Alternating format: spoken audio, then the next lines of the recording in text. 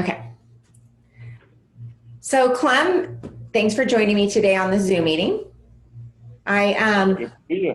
Yeah, I know it's good to see you. I don't get to see you as often now that you're in Las Vegas, but I really appreciate you being on this with me. I in my business, and you've actually been a big mentor to me in my business, and we've worked together over years.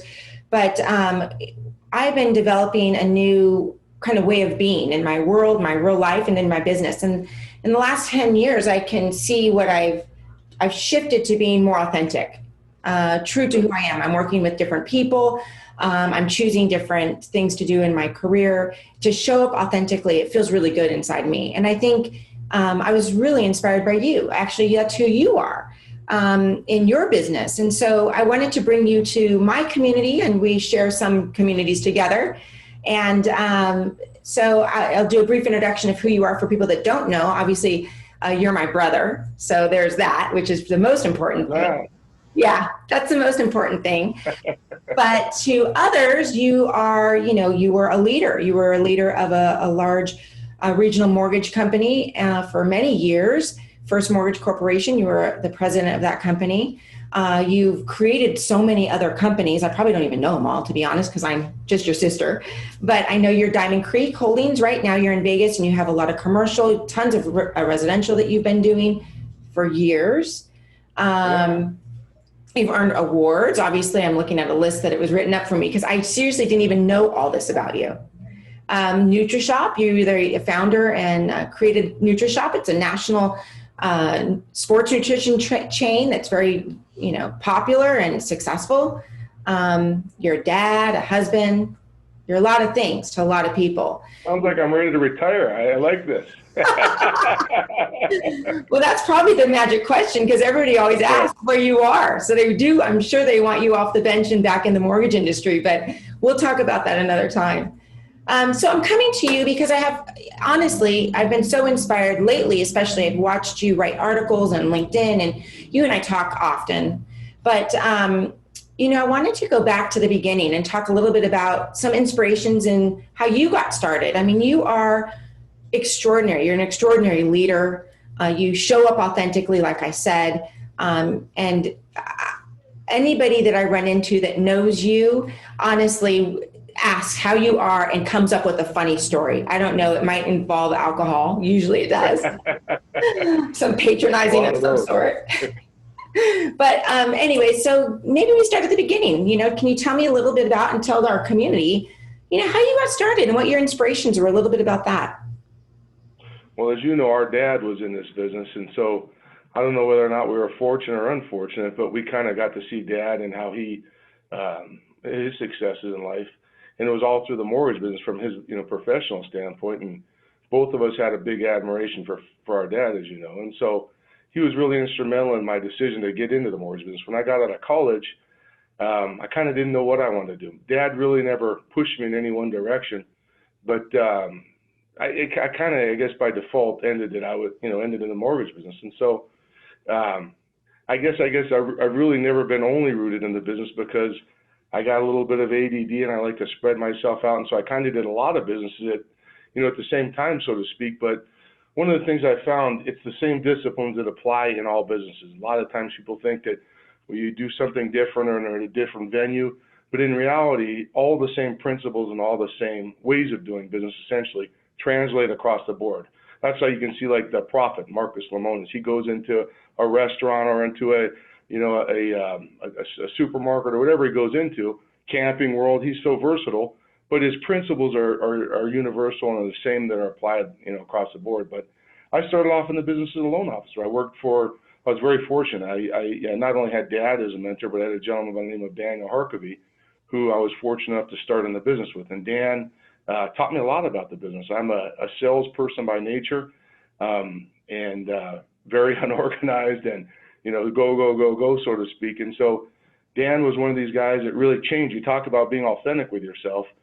He made me recognize my deficiencies as a person, as a loan officer, and it really propelled me. I became one of the top loan officers in the country when I was doing loans. And so I was a great salesman, but I didn't want to invest the time and the knowledge. I overlooked the knowledge. I really didn't understand the importance of the knowledge initially. and Dan batted me back down. I'd bring in, 10 loans, and he'd kick out 7 of them because they were deficient in some way. But it really trained me. It trained me to, going back to what you said earlier, from an authentication standpoint, it taught me to really understand who I am as a person and what my strengths and weaknesses are. And one of the things that I really believe in is team. And I just saw your team earlier before this interview started. And too many people think that their successes are related to them, and they're really nothing to do with them. They're really more related to the team. And so I never saw myself as, when you talk about all the accolades, those, float my ego a little bit. But in reality, I've just always been a member of a team. And so my role at First Mortgage, for example, was a coach. I was the coach of the team. And it's a very important role, but it's no more important than the equipment manager or the guard on the basketball court or forward. Everybody who plays equally and executes properly, and I'm not suggesting a leader doesn't have a lot to do with it, but a leader alone without good qualified people behind him can accomplish anything. And so I recognize that early, and I recognize, like, you're in the mortgage business, and so I just saw your crews.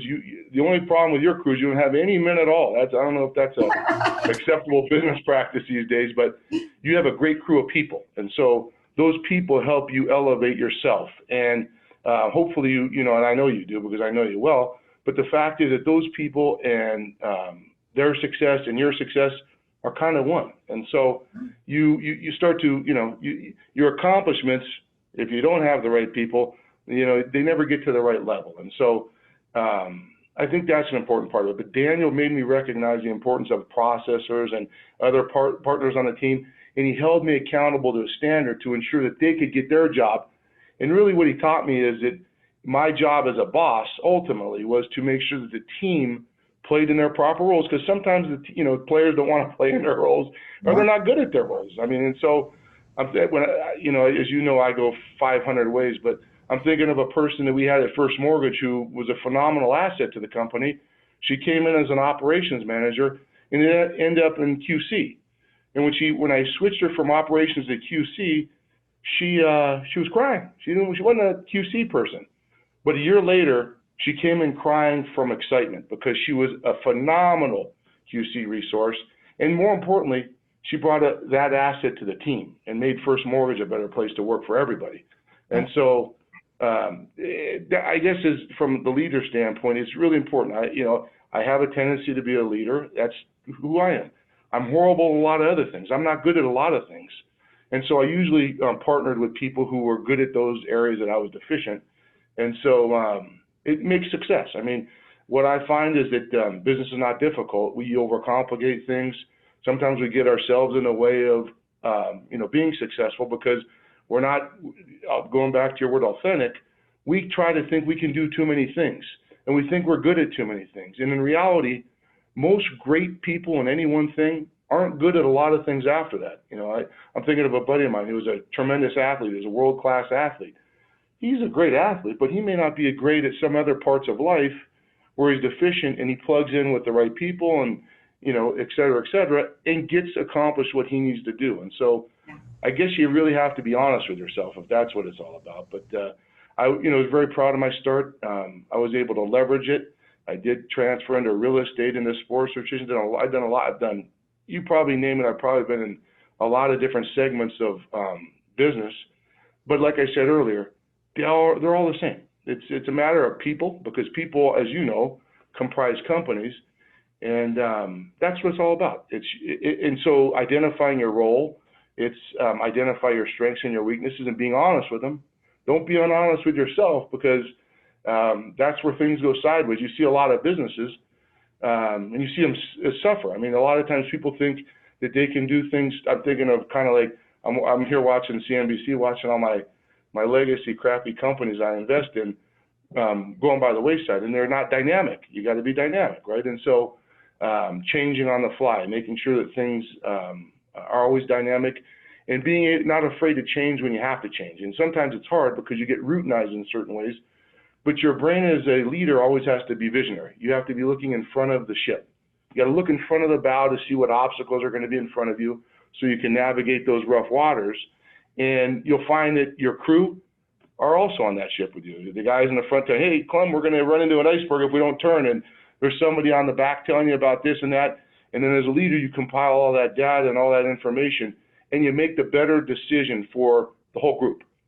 Right. Leaders are, look at it, we're talking a little bit, I'm already transitioning to a whole different subject, but the reality is it's really a selfless act. And so if you want to be successful, you have to be selfless. I think it's the most integral part.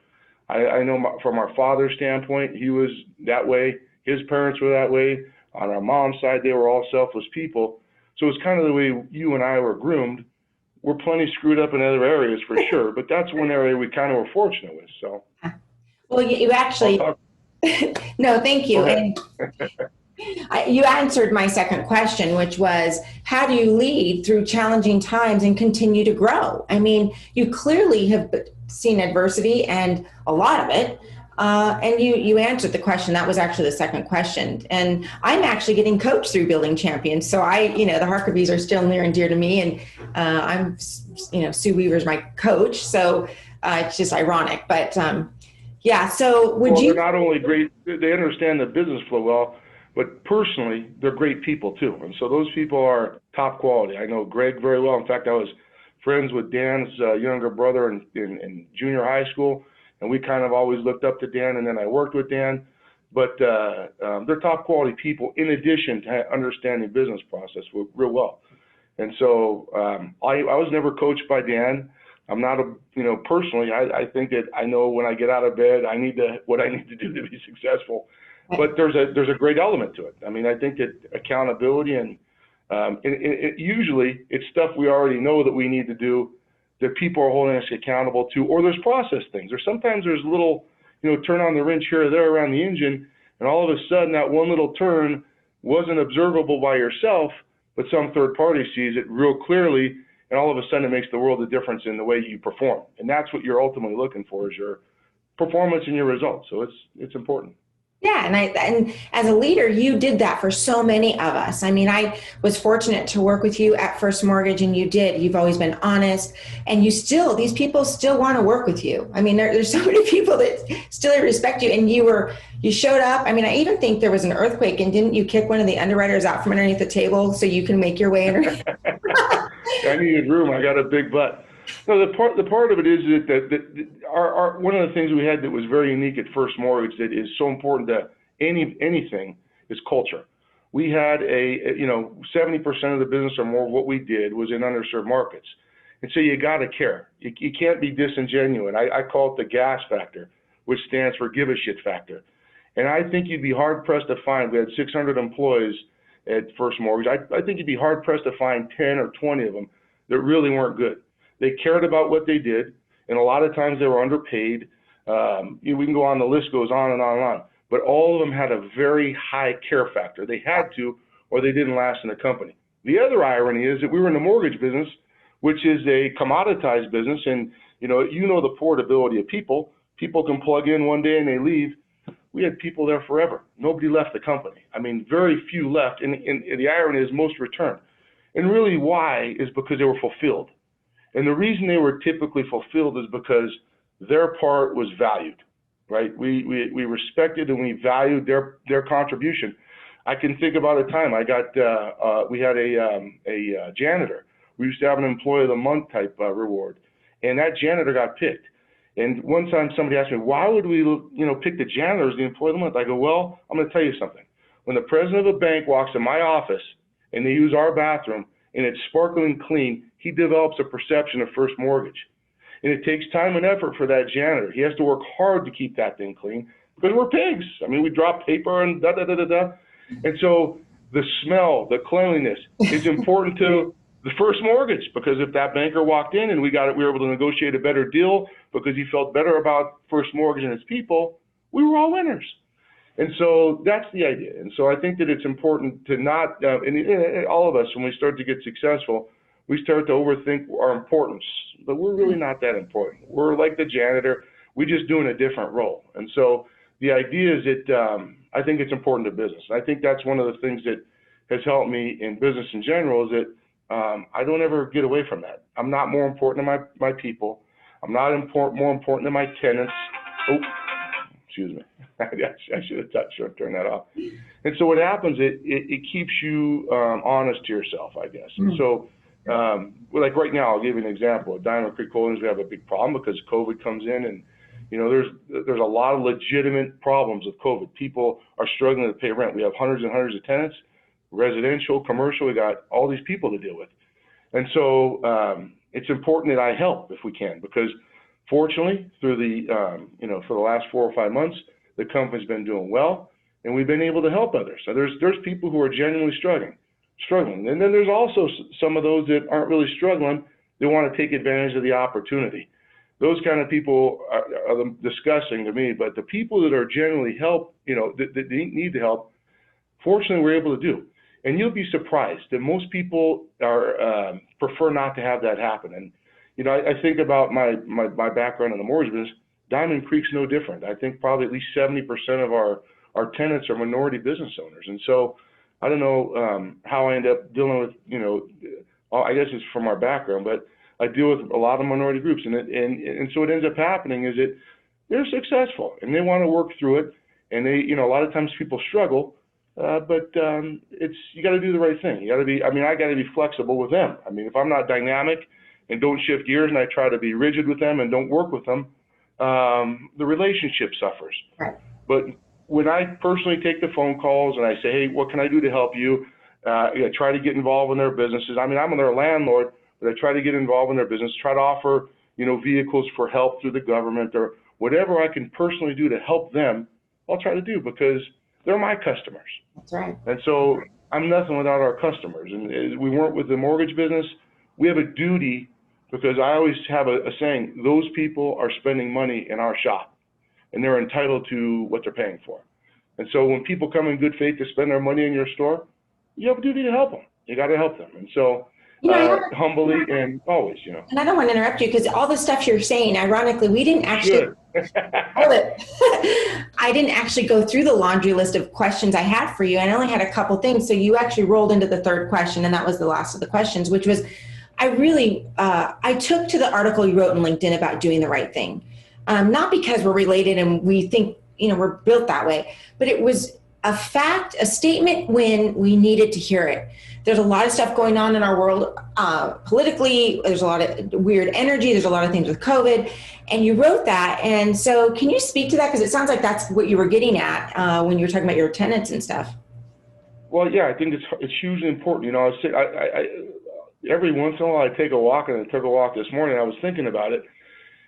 The United States has been blessed. We've got so many great things happening around the country, and yet there's no fulfillment. I mean, we could argue about politics and all this crap forever, but in reality, there's no fulfillment. And I think the leadership of the country on both sides of the aisle has taken their eyes off the people they serve.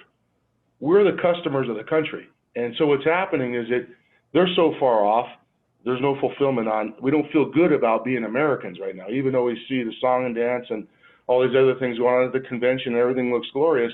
We really don't feel good about what we do. And so we need to, and that's part of it. Going back to the LinkedIn article, and it has a lot to do with that. Doing the right thing is so important in what you do in your daily life and, in your work life for that matter.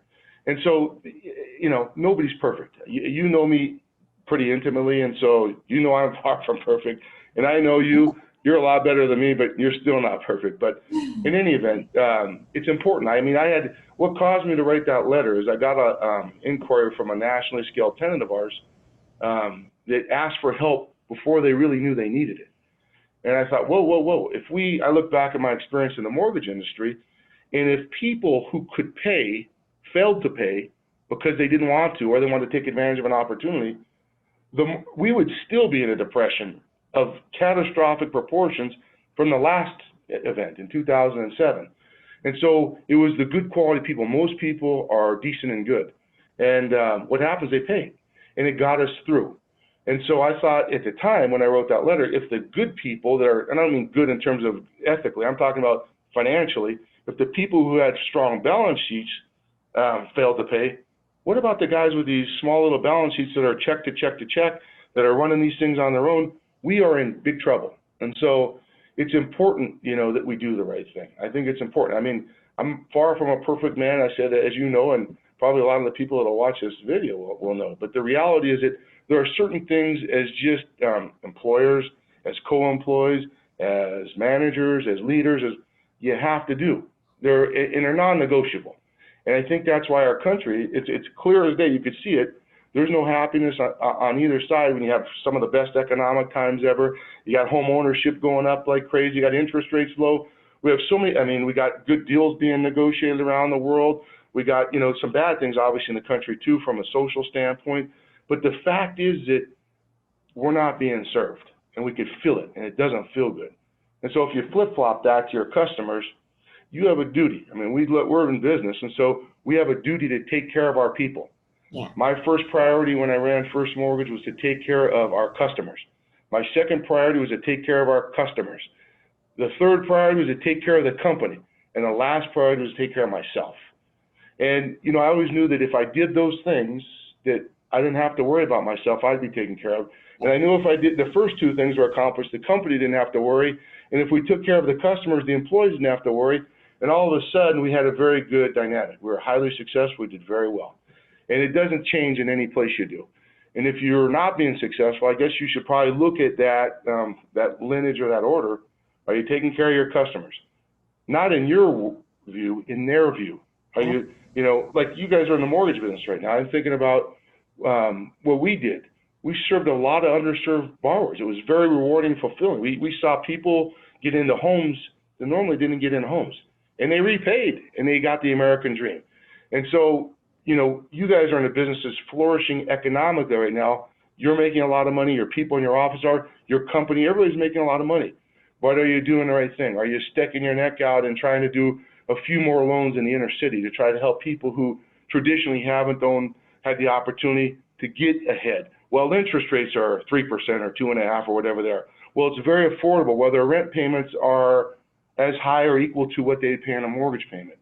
Are we giving these people the opportunity to have an American dream? Like you think about it, both sides of our grandparents were immigrants, and so, and their pathway to wealth was through their homes.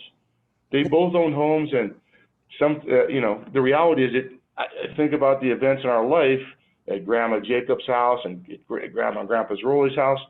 They didn't have a lot, but they were a lot, and they were great people, and they served, but they got something through their homes. Work on that. I think as an industry, hopefully we're not forced to do it through CRA and things of that nature. We should be inclined to want to help and not just take. Again, the industry is making tons of money, which is a beautiful thing.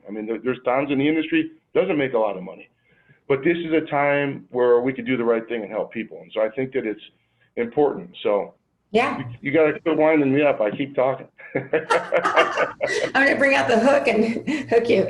No, that's fantastic. And that's actually why I felt so compelled that you could shed some light. You're such an inspiration to, obviously, me, and I get mentored by you. You lecture me all the time. But there's many people that could benefit from your wisdom and your humanity. You are the real deal. You walk the walk. But I have to tell you, and then I'm going to close, Clem, you have the best Clemisms ever. I wanted to remember what you, there was something about baseball. You always said something about going to bat. And I text messaged Guy Ray this morning and said, hey, give me some of your Clemisms. I'm going to write a book on your Clemisms. You're just the ultimate politician. It's fantastic. So thank you. I'm a salesman.